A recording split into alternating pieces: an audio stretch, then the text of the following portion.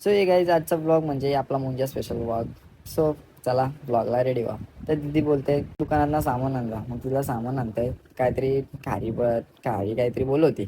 तर तो सामान आणून बाहेर गेलो बघते ते अरे भाई पाऊस पडतोय. एकच नंबर वातावरण बघा एक नंबर. मला असं त्या आवडतं. दुकानात सामान घेतलं भाऊंचा मेसेज आला. मग तर तिकीट बुक झालं. अरे कडकच.